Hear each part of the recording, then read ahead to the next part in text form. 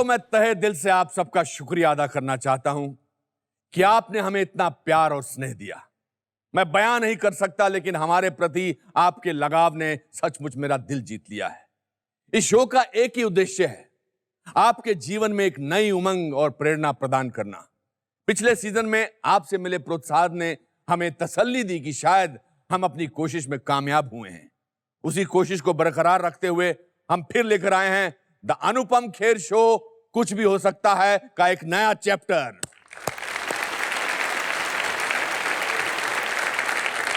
तो दोस्तों, दिल थाम के बैठिए और आनंद लीजिए, क्योंकि शुरू होने वाला है द अनुपम खेर शो कुछ भी हो सकता है।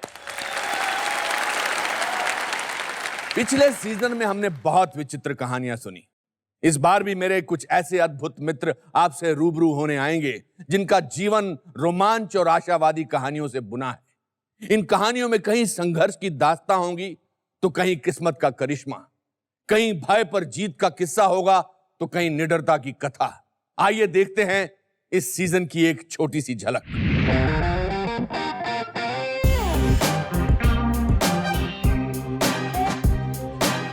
You can love me, you can hate me, but you can't deny me. दोस्तों, आज जो मेरी मित्र यहां आई है, उनके आत्मविश्वास की कोई तुलना नहीं। 18 साल की उम्र में इन्होंने अपने आत्मविश्वास से पूरे विश्व को सम्मोहित कर लिया था। कला क्षेत्र में कड़े संघर्ष से इन्होंने अपनी एक अनूठी पहचान बनाई है। अपनी प्रतिभा के प्रभाव से आज ये एक इंटरनेशनल स्टार है। Please welcome farmer miss world, the national award winner, a brilliant actor, a singer, Priyanka Chopra.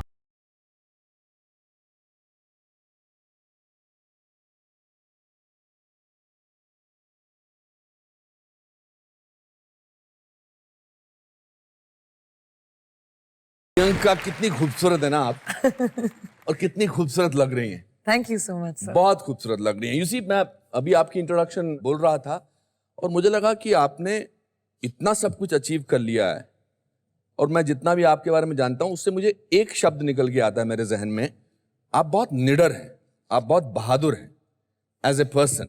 I think fearless होना वही एक ऑप्शन बच जाता है जब आपको फेलियर नहीं अच्छा लगता।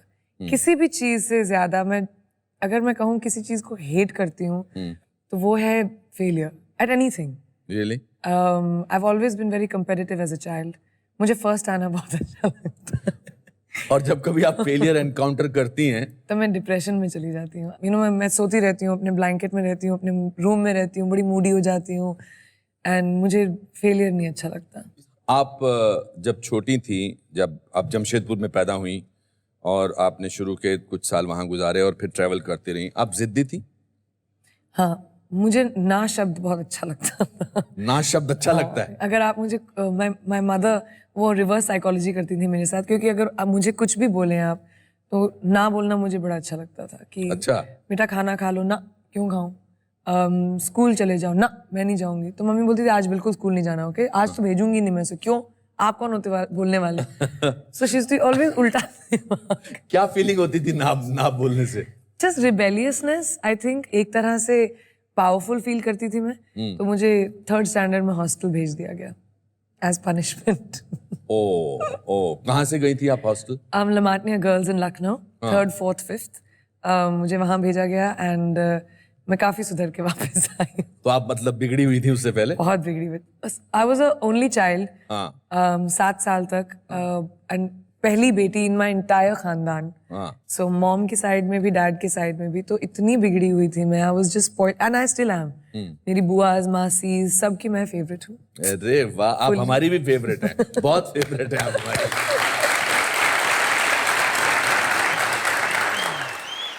और आप बोलती भी बहुत थी बचपन में।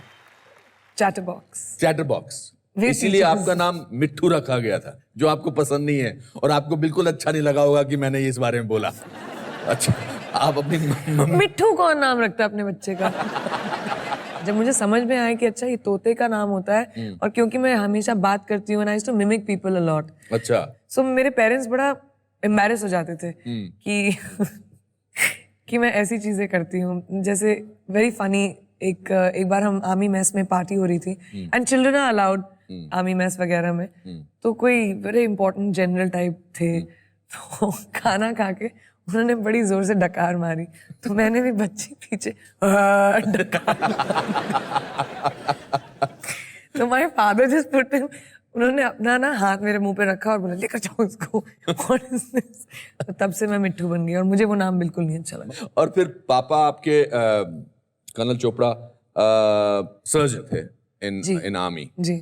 And mom mom double PhD हैं, वो गायनेकोलॉजिस्ट एंड ENT स्पेशलिस्ट है। माय गॉड, तो प्रेशर रहता होगा बचपन में कि when you have such educated and such brilliant parents कि ये ऐसे ही तभी फर्स्ट आना है। हमारी पूरी फैमिली बहुत एकेडमिकली इंक्लाइन रही है।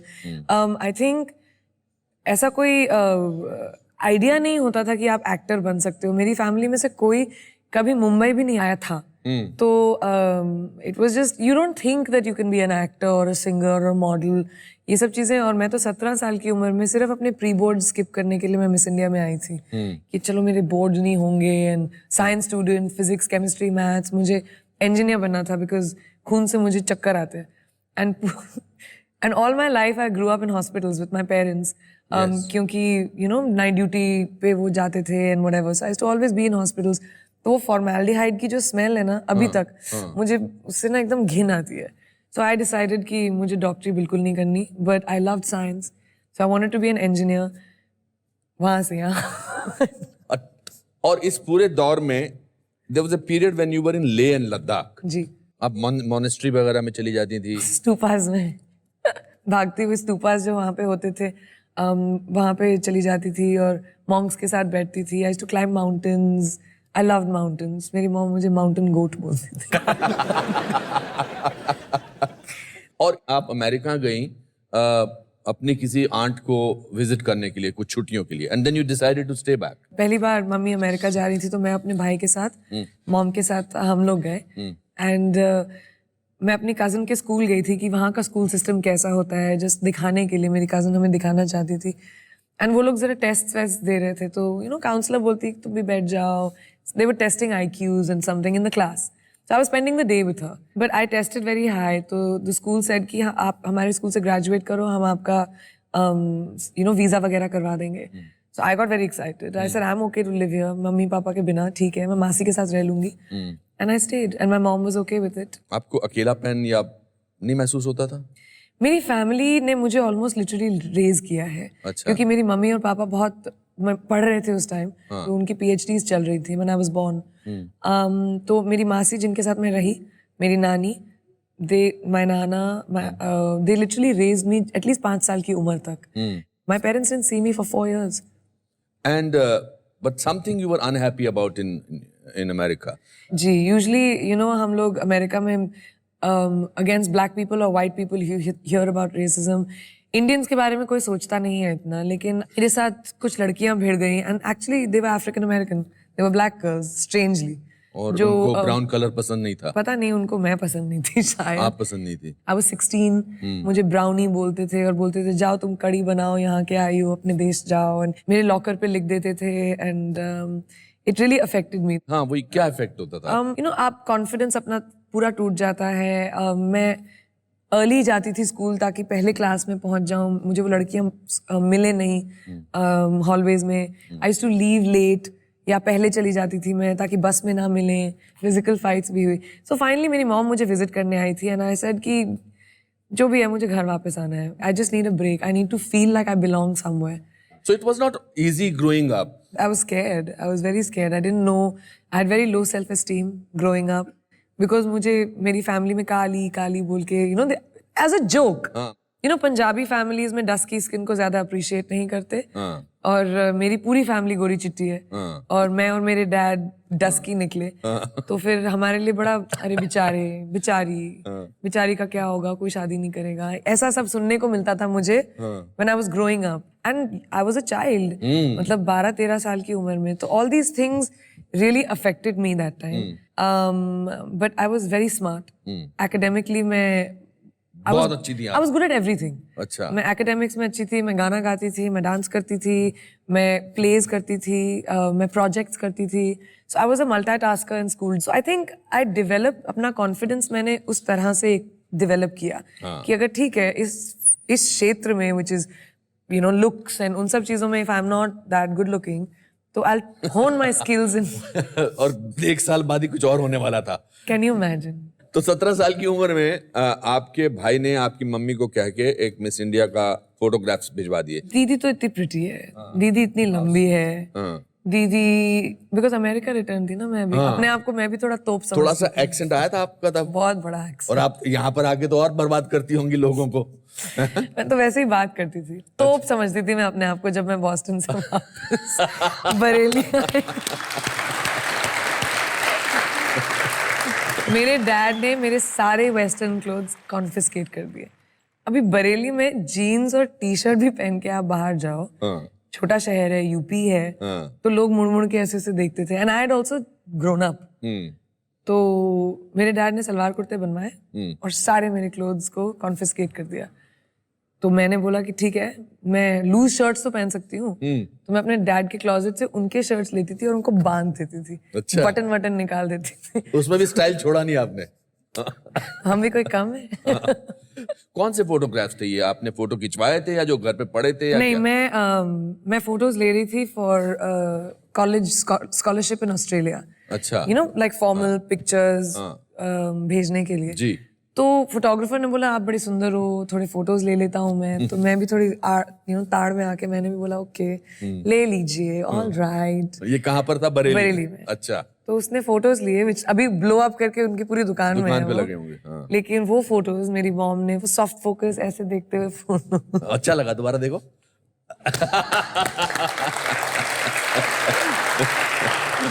तो वो फोटोज भेज दिए एंड लो एंड बिहोल्ड पता नहीं कैसे फोन आया आपको कि आपका शॉर्टलिस्टेड हो गई हैं आप?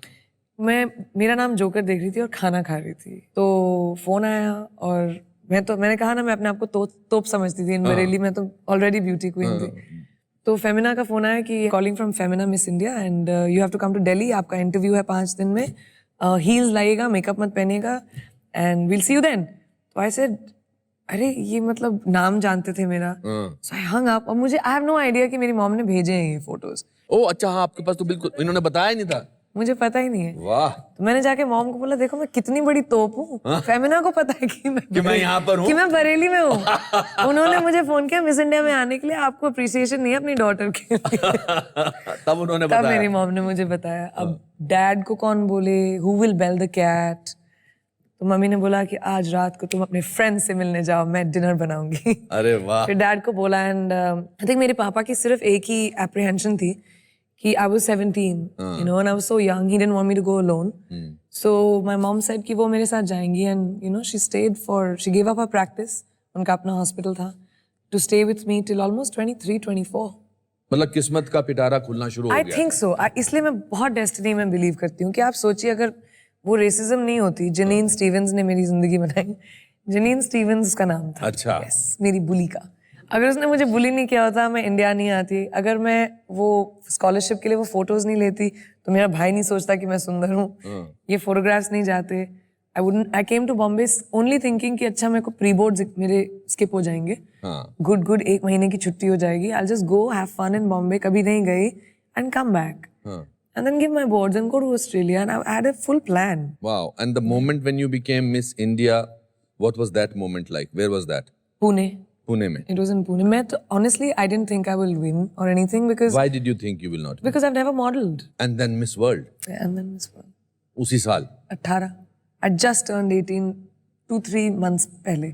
और जब फिर आप मिस वर्ल्ड बनकर वापस अपने घर गई, उस छोटे से शहर में गई, तो एक इस बार एक्चुअली तोप बनकर गई थी आप। पर मैं तो पहले से अपने आप को तोप समझती थी। बट इस बार तो मतलब पूरा शहर उमड़ आया था। पूरा शहर उमड़ आया था। From the airport I remember हम प्राइवेट प्लेन पे पहली बार प्राइवेट प्लेन पे गई थी मैं। वाह। एंड मुझे काफी शान में ले गए थे। तो मतलब आपको लगता है कि जो लड़की अपने आप को खूबसूरत नहीं समझती थी, जो घबराई सी सहमी सी इधर उधर घूमती थी, अगर वो मिस वर्ल्ड बन सकती है तो कुछ भी हो सकता है। मैं तो हमेशा कहती हूँ अगर मैं इस मुकाम तक पहुंच सकती हूँ तो कोई भी कहीं पे भी बैठा हुआ इस मुकाम तक पहुंच सकता है। I think the only thing you really have to believe is कि कोई भी चीज डू और डाई नहीं होती। यंग गर्ल्स एंड बॉयज जो बॉम्बे आते हैं जो सोचते हैं कि अगर अगर उनका करियर फिल्मों में नहीं बना तो जिंदगी में और कुछ नहीं है, जिसकी वजह से वो कॉम्प्रोमाइज करने पड़ते हैं उनको, जिसकी वजह से अलग अलग सिचुएशंस में पहुंच जाते हैं वो। यही एक इजी आसान तरीका नहीं है पैसे बनाने का। So everybody gets stuck in that. मैंने अपने आप को 1.5 साल दिया था, हुआ ग्रेट, नहीं हुआ तो वापस college, because I was just 19-20। So I had decided that it was a thought of logical decision कि नहीं हुआ तो it's not a big deal, मेरी जिंदगी नहीं खत्म होती, जो बहुत यंग लोग सोचते हैं कभी कभी। एंड कोई भी प्रोफेशन कोई भी इंसान कर सकता है, you just have to put your mind to it. आप कुछ भी सीख सकते हो, कोई एज थोड़ी ना होती नॉलेज के लिए, यू टीच योरसेल्फ। मुझे एक आई थिंक नॉलेज की भूख रही है हमेशा, सीखने की भूख रही है, and that has really helped me in being successful. आपका रुझान था फिल्मों की तरफ? मुझे नहीं पता था कि ये सब होता क्या है, लेकिन मैंने बोला कि it's an obvious, I don't like not trying something. Try करके नहीं अच्छा लगा, which happened by the way. जब मैं अपनी पहली फिल्म के सेट पे थी आई वाज लाइक मुझे नहीं करना है, but I think I wanted to try it, and I was 18. It was glamorous. I thought कि क्या है, अच्छे कपड़े पहनने होंगे, अच्छे बाल बनेंगे, makeup लगाऊंगे, it'll be easy. So I'm not saying I was very good, लेकिन एक element of confidence शर्म था। नहीं थी। I wasn't shy of the camera.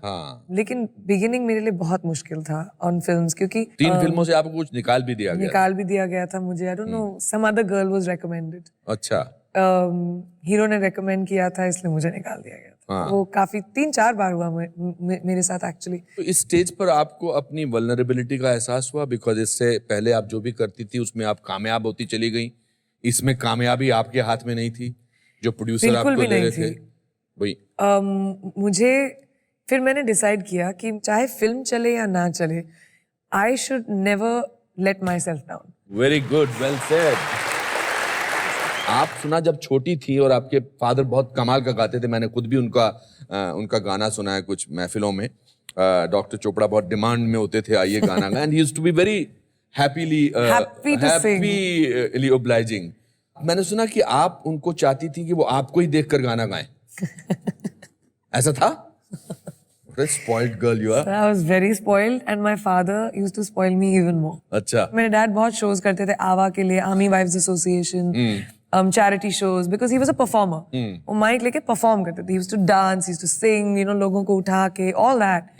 तो but I was very jealous, so I said कि पहला गाना मेरी आंखों में देख के आप गाएंगे नहीं तो मैं चली जाऊंगी। So then my dad used to pick me up on stage after he finished his introduction, and stage पर लाते थे और एक African sort of rhyme गाना आता था मुझे, जो मुझे गवाते थे स्टेज पर अपने साथ, and then I would go and sit down very satisfied कि मुझे attention मिल गया। I don't know where it has come from, but I still remember it. मेरे इसमें vowel सीखते हैं हम। So it goes Kabla ka hanja, hunja, hanja, sama kasita negro, chicka chicka chola, chala kachola, A-E-I-O-U, hey.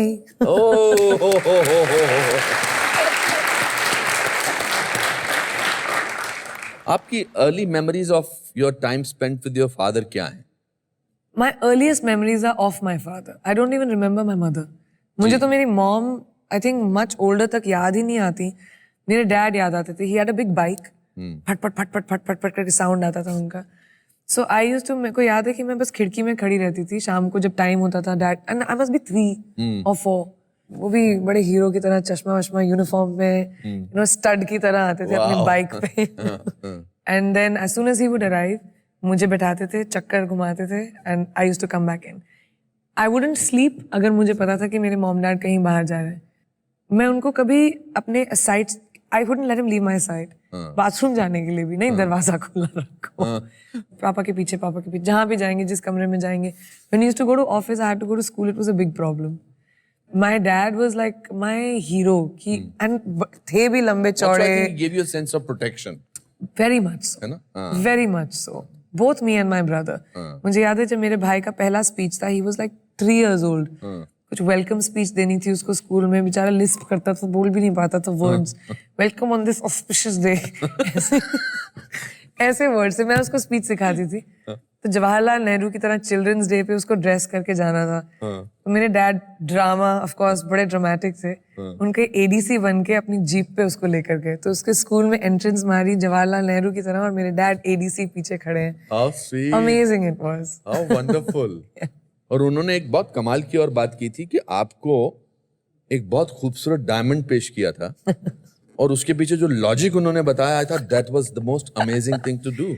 Correct ना? बेचारा तो कोई नहीं आएगा मेरी लाइफ में। बताइए इसके बारे में। मैंने I don't want to preempt it, आप बताइए। On my birthday about 5 years ago, both my mom and my dad, उन्होंने मुझे एक रिंग प्रेजेंट की, 8 कैरेट डायमंड, इतना बड़ा। तो I was very excited. Obviously press ने लिखा कि किसी लड़के ने दिया है मुझे, एंगेजमेंट रिंग है as usual.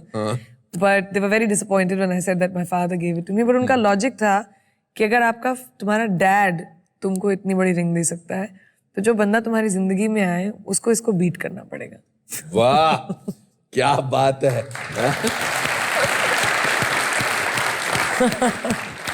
How wonderful. मुझसे बेटर ला के दिखा। उससे बेटर लाके दिखा दोस्त, तब मानूंगा। तब मानूंगा मैं। What do you miss about him? Everything. मेरे डैड को बड़ा इंटरेस्ट था मेरी जिंदगी में, छोटी छोटी चीजें, क्या हुआ डिनर पे बैठ के, कौन सी फिल्म, मेरे नरेशन सुनना, मेरे आइडियाज सुनना।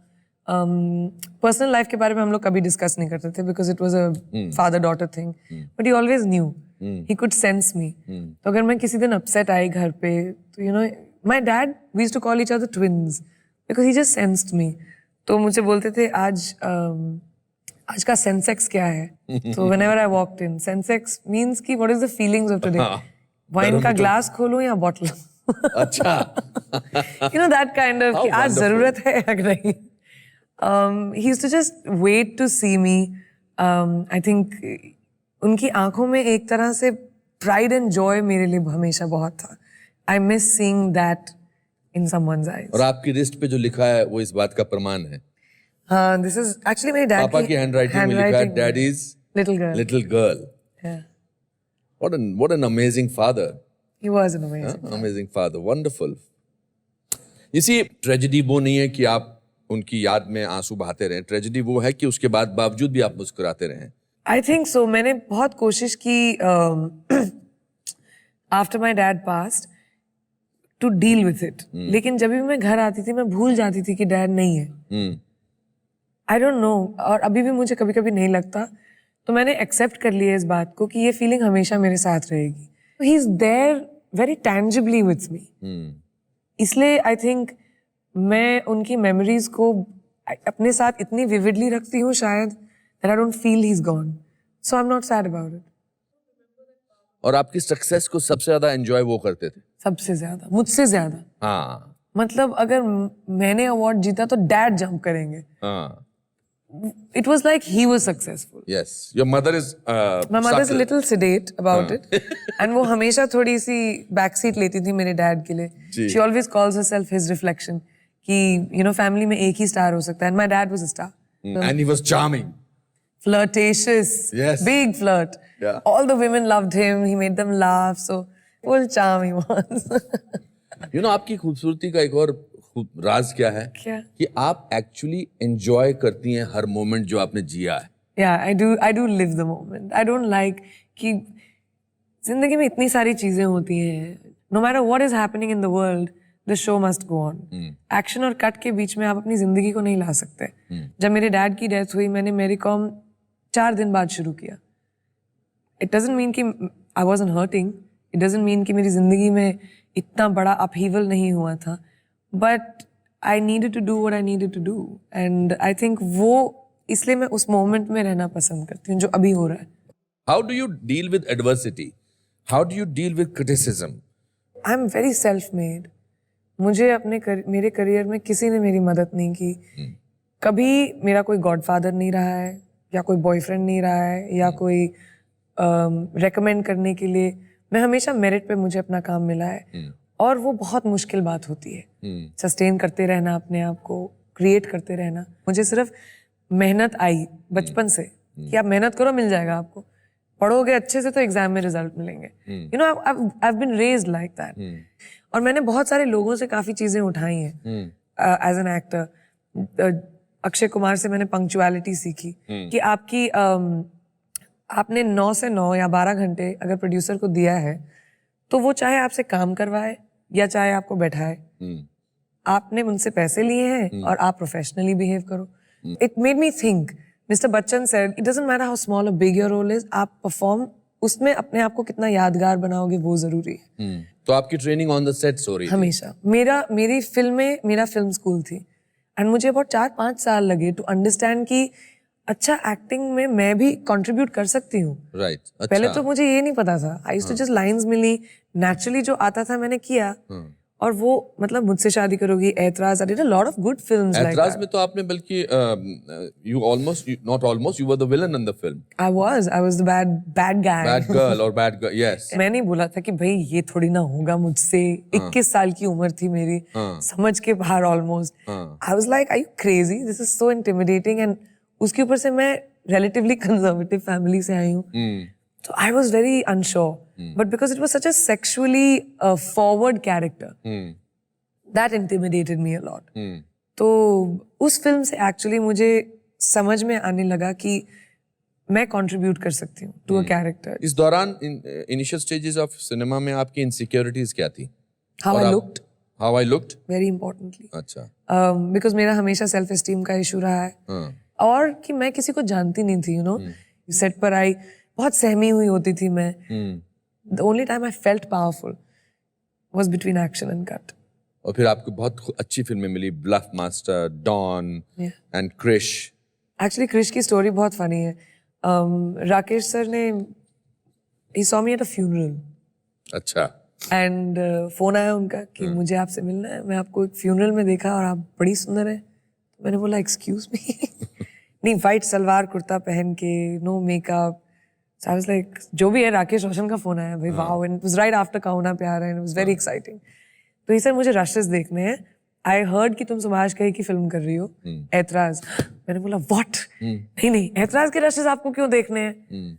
तो अभी कंप्लीटली उल्टा कैरेक्टर ना. राकेश सर की फिल्म में girls are very pious. Yes. और यहाँ पे मैं जो वैम्प प्ले कर रही थी, तो ऐसे नहीं ऐसा मत करो sir, I will show you other films. No Abbas Mastan बड़े अच्छे डायरेक्टर्स हैं, मेरे को वो फिल्म देखनी है. तो मैंने अब्बास मस्तान को फोन किया. आई सेड सर देखो मेरी इज्जत की बात है, वो इंटरवल वाला सीन मत दिखाना बस, which is a rape scene, जहाँ पे I rape Akshay's character. And उसी सीन को देखकर ही cast me in Krish, which I have never understood. I was very embarrassed. I was like, मैं उनसे ना आंख मिला के नहीं देख पा रही. और फिर उन्होंने आपको एक पायस लेडी का रोल दिया. पायस लेडी. अच्छा कैरेक्टराइजेशन था. और फिर आपने फिल्म की barfi, my favourite film of mine. सुना अनुराग जो थे वो आपको कास्टिंग करने आए थे और वापस चले गए थे. बताइए उसके बारे में. मैं अनजाना अनजानी शूट कर रही थी एंड अनुराग सर का फोन आया मुझे कि प्रियंका तुमसे मिलना है जैसे तुम अमेरिका से वापस आओ. आई गॉट वेरी एक्साइटेड कि ये, but I didn't know what the film was. तो मैं एक इवेंट पे थी, ऐसी कुछ गाउन वाउन पहना था एंड अनुराग सर वेट कर रहे थे मेरा. एंड मैं घर पे एंट्री मारी मैंने एंड वो खड़े हो गए. एंड मैंने बोला hi sir, how you, very excited and all. I sat down और वो खड़े रहे. तो मैंने बोला क्या हुआ? बोलते and Anurag is very eccentric. He couldn't look at me. He said, I'm really sorry, I made a mistake, Priyanka. I have to go. So I said, sorry? आप एक तो मेरे घर पे आए हो, उसके ऊपर से मुझे इतना तैयार होकर देख के आपने बोला कि मिस्टेक है. What does that mean? I didn't know the character. I didn't know it was Jilmil. Yeah. So I was very offended. I said, आप बैठो 2 minute. You can't not tell me the story. He said, okay, I'll explain it to you. And very disinterestedly, he told me the character and the story. And I just knew I had to do it because he thought I couldn't. Oh. क्या मतलब कि मैं नहीं कर सकती, ऐसा हो ही नहीं सकता. But I like being pushed and challenged कि ये नहीं हो सकता मुझसे. So he told me कि मैं कैसे लोगों को भुलाऊं कि तुम प्रियंका चोपड़ा हो. I need them to see Jilmil. Jilmil 18-19 साल की लड़की है जिसमें कोई ग्लैमर नहीं है, कोई डिजायरेबिलिटी नहीं है, ऑटिस्टिक है. तुम वो लग ही नहीं सकती हो. So I made a mistake and very like clearly he said मैं एक रियल ऑटिस्टिक लड़की को कास्ट करना चाहता हूँ. I think this was a bad idea. So I said, okay, give me 5 days. 5 दिन के बाद आपको लगे, you cast a real autistic girl, it's fine. So 5 days I kept going to his office. I read up, I did research, I went to a school of autism. I spent time with children with disabilities. And I learned, I saw videos, I learned, I studied on autism. फिर अनुराग sir मैं छोटी छोटी चीज़ों पे काम करना शुरू किया हमने. How she walks, her hands, her laughter, her smile.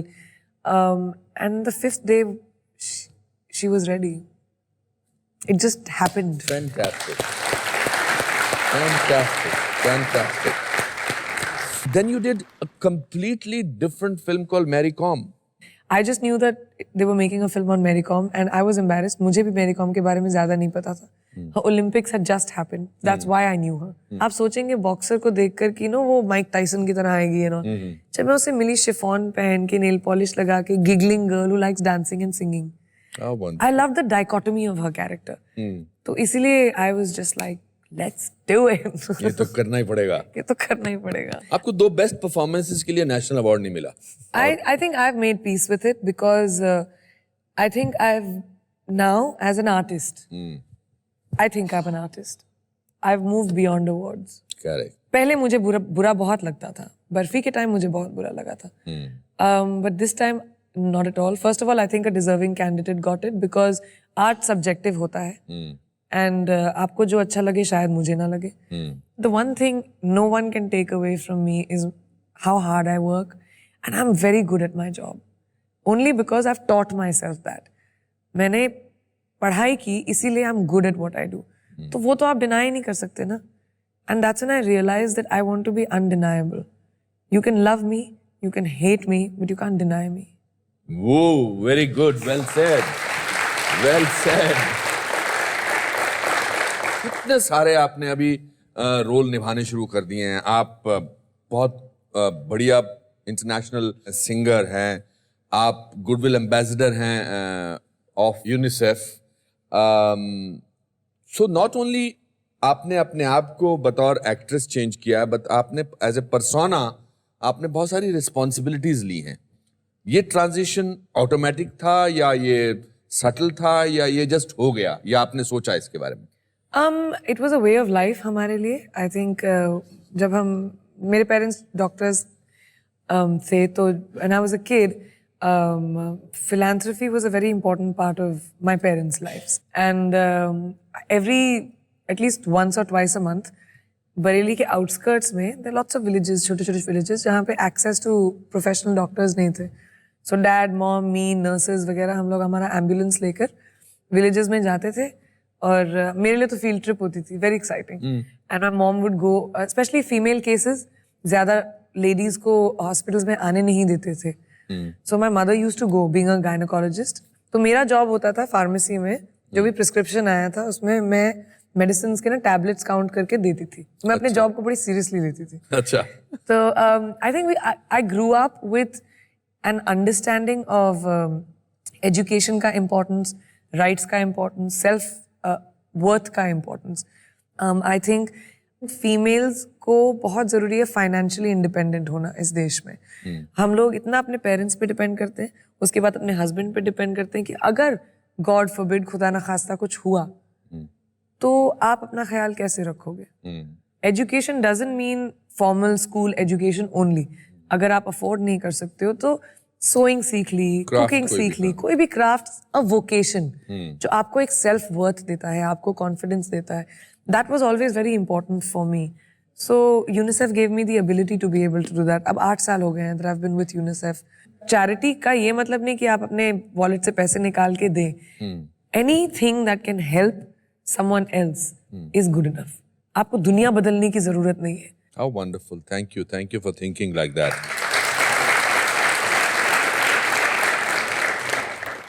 You're a very, you're one actress who is successful, who is glamorous, who does so much work besides being an actor. आपके लिए तो बड़ा टेंशन होगा कि the kind of man that you will want in your life. I think I can only be with a guy who's an achiever. बहुत ज़रूरी होगा मेरे लिए to be able to look up to somebody that I'm with. Because I do so much. I don't consider myself कि मैं एक star हूँ या मैं आर्टिस्ट हूँ, मैं अपने आप को एक अचीवर समझती हूँ। आप कुछ भी दे दो मुझे, अगर आप मुझसे पेंटिंग भी करा लो आपकी दीवार की, मैं बड़े अच्छे से करके दूंगी, यू नो। तो आई एम दैट पर्सन, और मुझे I have to be with someone like that, and who is like my father, funny, who understands humor, who's charming. Correct. You know, so it's not very difficult.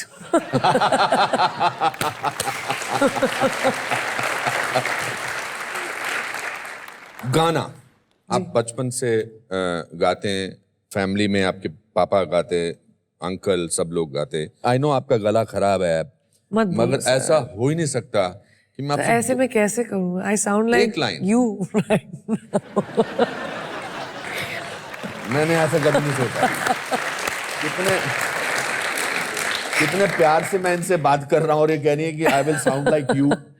मेरी base आवाज आपसे ज्यादा हो गई है अभी। एक लाइन तो गुनगुनाओ ना। अरे अरे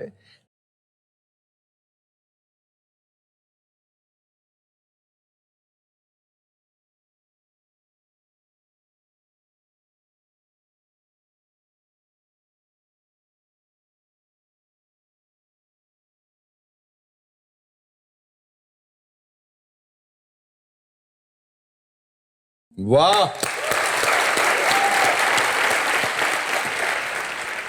बहुत बहुत खूबसूरत गाया आप। हमारे शो का एक कॉन्सेप्ट है जिसमें हम अपने गेस्ट से या अपने दोस्त से पूछते हैं कि आपकी लाइफ का कोई ऐसा इंसिडेंट जिसको देख के अगर आपको लगा हो कि अगर ये हो सकता है तो कुछ भी हो सकता है। बिकमिंग मिस वर्ल्ड, एक तो मैं 18 साल की उम्र में थी, मैंने कभी मॉडलिंग नहीं की थी, हील्स नहीं पहनती थी मैं। आई जस्ट, वो कैसे हो गया?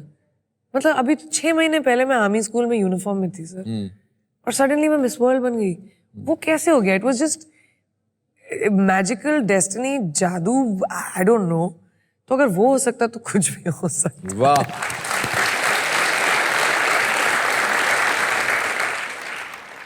तो अब वक्त आ गया हमारे ऑडियंस को वो मौका देने का जिसमें उनकी जिंदगी में उन्हें लगे कि अगर वो यहाँ पर आकर मंच पर आपके साथ बैठ सकते हैं, आपसे बातचीत कर सकते हैं, तो कुछ भी हो सकता है। हमारे पास यहाँ हमारी ऑडियंस के जितने भी लोग हैं उनके सबके नाम इसके अंदर रखे हैं हमने। प्रियंका, आपको एक नाम इसमें से निकालना है।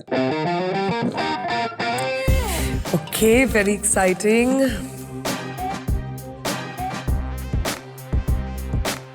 भावना, आइए आइए भावना जी। अरे बाप रे, इतना सीरियस होके आ रही हैं आप। भावना जी, सब ठीक है?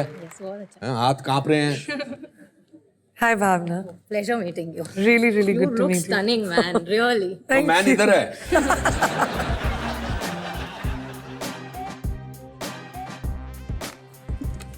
क्या करती हैं आप? I used to teach English. Now I've taken a break for a while. भावना, क्या पूछना चाहती हैं आप? You super talented actress, super talented singer. Suppose कभी डायरेक्टर बन जाओ, जल्दी होगा वो, आपका ड्रीम कास्ट क्या होगा? मेरे तो पहले मैं किसी को डायरेक्ट नहीं कर पाऊंगी।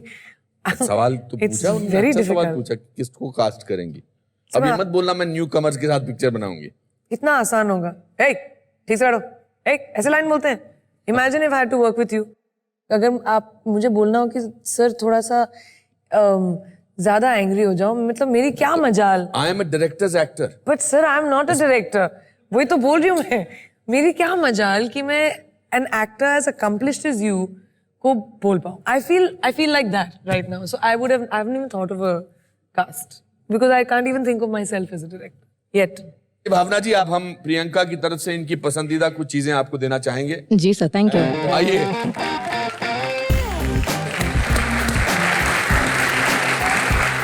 It's a gift hamper of things I think that I like. Oh, perfect. Let me just sign one for you. Please. Sit now. This is a book which my dad actually gave me. Letters from a father to his daughter. Jawaharlal Nehru ने लिखा था for Indira Gandhi. And इसमें it's teachings of from jail. And it's just teachings of how the world formed. And you know just जो over the years एक father अपनी बेटी को सिखा ना पाए because he was in jail that time. It's an incredible book. One of my favorites. Barfi, my favorite film. Oh, mine too. And gloves because I think every girl should know how to box.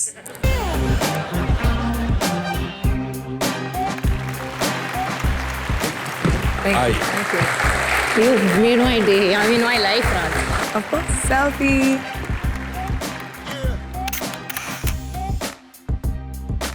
Thank you. Thank you. Thank Thank very you so much, God bless Bhavna. you. And thank you. All the best, Bhavna, and fantastic. पूरे interview के बाद अगर मैं उसको sum up करूंगा तो इसी बात पर आएगा कि आप बहुत निडर हैं, आप बहुत बहादुर हैं और आपकी बहादुरी को मैं सलाम करता हूं। Thank you, sir. मैंने अपने कुछ जज्बात इस छोटे से कागज पर लिखे हैं, ये मैं आपको पढ़ के सुनाना चाहता हूं। मैं जानता हूं कि आपने बहुत सारे अवार्ड्स जीते हैं, नेशनल, इंटरनेशनल, बहुत सारे लोगों ने आपको गिफ्ट दिए हैं, पर कुछ दिनों के लिए इसे आप अपने घर में जरूर लगा देना। जरूर सर। आइए।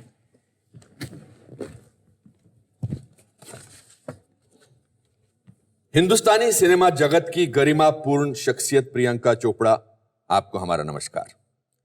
आपकी उपलब्धियां आपकी सच्चाई का प्रतीक हैं। आपकी मुस्कान के पीछे छिपी मेहनत का हम सम्मान करते हैं। आप हर युविका के लिए एक प्रेरणा हैं और हर माता पिता का गुरूर है। आपका आत्मविश्वास और जुझारू रवैया एक स्वतंत्र जीवन शैली का उदाहरण है। आप हमेशा संतुष्ट रहें, इसी प्रकार हमारा मनोरंजन करते रहें, यही हमारी उम्मीद है। Anupam Kher. Thank you sir. जब तक आप मेहनत के बारे में बात ना करें, लोग समझते नहीं है कि कितनी मेहनत जाती है हमारे काम में। बहुत जरूरी है। दोस्तों, मुझे उम्मीद है कि प्रियंका चोपड़ा से मिलकर आप सबको बहुत मजा आया होगा। इसी के साथ आज का शो यहीं समाप्त होता है। हम अगले हफ्ते फिर मिलेंगे एक नए दोस्त, एक नई खुशी और एक नई हंसी के साथ। तब तक के लिए आप अपना ख्याल रखिए, खुश रहिए और याद रखिए कि अगर बिन बादल पानी बरस सकता है, कीचड़ में कमल खिल सकता है, तो लाइफ में कुछ भी हो सकता है। Good night, God bless you.